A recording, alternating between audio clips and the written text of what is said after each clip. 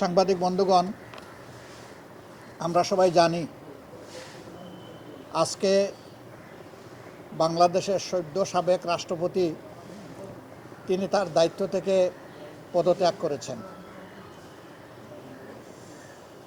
23 সালের এপ্রিল মাসে তৎকালীন ফ্যাসিস্ট হাসিনা সরকার তাকে রাষ্ট্রপতি হিসেবে নিয়োগ দিয়েছিল। 36 জুলাই বাংলাদেশে যে পরিবর্তন হয়েছিল সেই পরিবর্তনের দাবি ছিল যে এই প্রেসিডেন্ট থাকবেন না, কারণ তিনি প্রেসিডেন্ট থাকা অবস্থায় অনেকগুলো অঘটন ঘটেছে। বিশেষ করে জুলাই রিভলিউশনে এতগুলো মানুষের জীবন গিয়েছে, কিন্তু রাষ্ট্রের সর্বোচ্চ অভিভাবক হিসাবে তিনি কোনো দায়িত্ব পালন করেন নাই। শুধু নীরবতা না, জনগণ মনে করে যে তিনি এই অপকর্মের মদতদাতাও ছিলেন। এই জন্য তখনই একটা দাবি উঠেছিল যে তাকে দায়িত্ব থেকে সরে যেতে হবে। এমনকি যুবকদের একটা অংশ তখন বঙ্গভবনের সামনে গিয়ে এই দাবি উত্থাপন করেছিল। যদিও ওই অংশের এই পদক্ষেপের সাথে আমরা সরাসরি ছিলাম না। এরপরে আপনারা জানেন যে 5 আগস্ট রাষ্ট্রপতি ভবনে যে মিটিংটা হয়েছিল, 3 বাহিনীর প্রধান ছিলেন, রাজনৈতিক দলের সম্মানিত নেতৃবৃন্দ ছিলেন, আমরা ছিলাম। সবগুলা দল না থাকলেও বেশ কয়েকটি গুরুত্বপূর্ণ দলের নেতৃবৃন্দ ছিলেন এবং সিভিল সোসাইটিরও 2-1 মেম্বার ছিলেন। সেদিনকার আলাপ আলোচনায় অনেকগুলা গুরুত্বপূর্ণ পরামর্শ দেওয়া হয়েছিল। সেই পরামর্শের আলোকেই মধ্যরাতে তিনি জাতির উদ্দেশ্যে একটা ভাষণ দিয়েছিলেন। এই ভাষণে স্পষ্টতই বলেছিলেন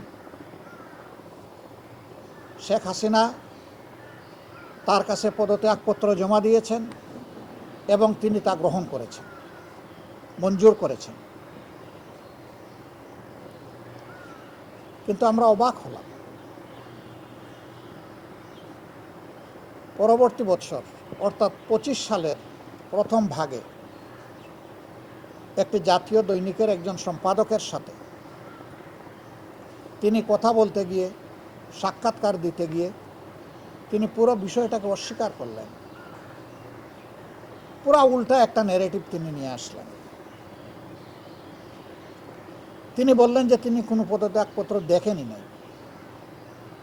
তাহলে সেদিন বাংলাদেশের 12 কোটি মানুষের সামনে তিনি যে বক্তব্যটা দিলেন সেখানে তিনি মিথ্যাচার করেছেন, অথবা সেদিন যদি তিনি সঠিক বলে থাকেন তাইলে পত্রিকার সাথে যখন তিনি ইন্টারভিউ দিতে গিয়েছেন তখন তিনি মিথ্যাচার করেছেন।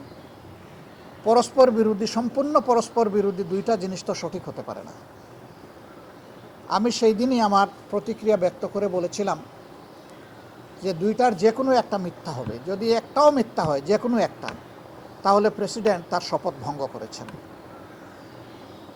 রাষ্ট্রের সর্বোচ্চ মর্যাদার এই পজিশনে থেকে তিনি মিথ্যাচার করতে পারেন না। আমি বলেছিলাম যে তিনি এখন আর এই পদে থাকার নৈতিক অধিকার হারিয়েছেন। আমি বলেছিলাম তার জন্য উত্তম হবে নিজ থেকে সরে যাওয়া।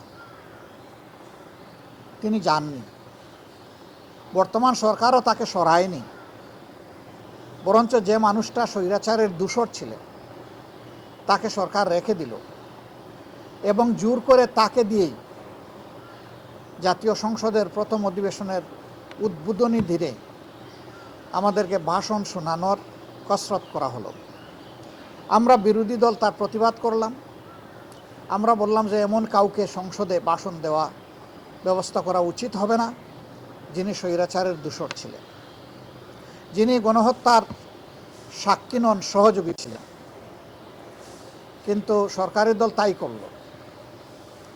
আমরা সংসদ থেকে ওয়াকআউট করলাম। আমরা ওয়াকআউট করে বের হয়ে আসলাম। তারা শুনলেন। তারপরে এই সংসদে আমরা অবাক হয়ে দেখলাম যে 300 সদস্যের মধ্যে, অবশ্য 300 তখন ছিলেন না, 298 ছিলেন, 298 এর মধ্যে 5 জন মানুষও প্রেসিডেন্টকে ধন্যবাদ জানাননি তাদের বক্তব্যে, কারণ তিনি সেই ধন্যবাদ পাওয়ার উপযুক্ত না। সরকারি দল সন্তোষ প্রকাশ করল যে হাসিনার নিয়োগ দেওয়া প্রেসিডেন্টকে মুখ দিয়ে আমরা হাসিনাকে ফ্যাসিস্ট বলাতে পেরেছি, এটাই আমাদের বিজয়। জনগণ এটা পছন্দ করেন। শেষ পর্যন্ত আজকে তিনি পদত্যাগ করলেন। ইতিমধ্যে জাতীয় সংসদের 2টি সেশন শেষ হলো, উদ্বোধনী সেশন এবং বাজেট সেশন। আগামী 20 সেপ্টেম্বর আবার আমরা আশা করছি জাতীয় সংসদের অধিবেশন শুরু হবে ইনশাআল্লাহ, 3য় অধিবেশন। দেরিতে হলেও জাতির ঘাট থেকে স্বৈরাচারের একটা কালো ছায়া সরে গেল, এই জন্য আমরা আল্লাহ তাআলার শুকরিয়া আদায় করি। তিনি কি কারণে পদত্যাগ করেছেন এই বিষয়ে আমাদের কোনো আগ্রহ নাই, কারণ আমরা আগে থেকেই বিবেচনায় নিয়েছি যে তিনি প্রেসিডেন্ট পদে থাকার আর যোগ্য নন, তিনি তার যোগ্যতা হারিয়েছেন।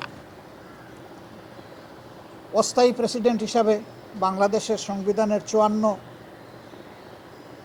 অনুচ্ছেদ অনুযায়ী বর্তমান মাননীয় স্পিকার দায়িত্ব গ্রহণ করেছেন। আমরা তাকে অভিনন্দন জানাই এবং আমরা তাকে আশ্বস্ত করছি তিনি যতদিন দায়িত্ব পালন করবেন, আশা করব যে তিনি ন্যায়নিষ্ঠভাবে এই দায়িত্ব পালন করবেন, নির্মোহভাবে দায়িত্ব পালন করবেন। কারো প্রতি তিনি কোনো ধরনের কোনো পক্ষপাতিত্ব করবেন না। তিনি নিরপেক্ষভাবে এই রাষ্ট্রপতির মর্যাদা রক্ষা করে একদিনের জন্যও যদি তিনি দায়িত্ব পালন করেন বা যতদিন তিনি দায়িত্ব পালন করবেন, তিনি এইভাবেই দায়িত্ব পালন করবেন বলে আমরা আশা করি। যদি এইভাবে তিনি দায়িত্ব পালন করেন তাহলে আমরা তাকে সর্বাত্মক সহযোগিতা করব। আমরা অস্থায়ী রাষ্ট্রপতির সুস্বাস্থ্য কামনা করি। সংবিধান অনুযায়ী 90 দিনের ভিতরে পরবর্তী প্রেসিডেন্ট নির্বাচন করতে হবে। তো যেহেতু এর ভিতরে এই সংসদ অধিবেশন হওয়ার কথা রয়েছে, কাজেই স্বাভাবিক প্রক্রিয়াই হয়তোবা সেই প্রেসিডেন্ট নির্বাচন অনুষ্ঠিত হবে। সময় আসলে আমাদের ভূমিকা কী হবে ইনশাআল্লাহ আপনারা দেখতে পাবেন। বাংলাদেশ সামনের দিকে এগিয়ে যাক, এটা সকলের প্রত্যাশা। সংবিধান অনুযায়ী যেহেতু তিনি অস্থায়ী রাষ্ট্রপতির দায়িত্বে অধিষ্ঠিত হয়েছেন, এখন হয়তো ডেপুটি স্পিকারের দায়িত্ব পালন করবেন।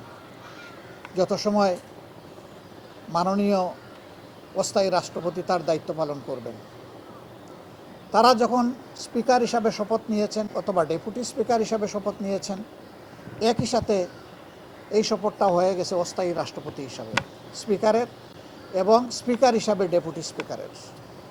কাজে এখানে কোনো সাংবিধানিক সংকট তৈরি হওয়ার কথা না। আমরা চাই কোনো সংকট তৈরি না হোক,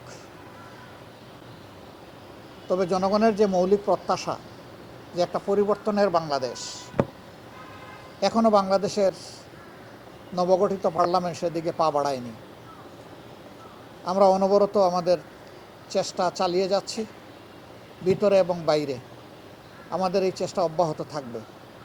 অতি স্বল্প সময়ের দাওয়াতে আপনারা আজকে এখানে হাজির হয়েছেন, এই জন্য আপনাদের সকলকে আমার এবং আমাদের প্রিয় সংগঠনের পক্ষ থেকে আন্তরিক কৃতজ্ঞতা এবং ধন্যবাদ জ্ঞাপন করছি।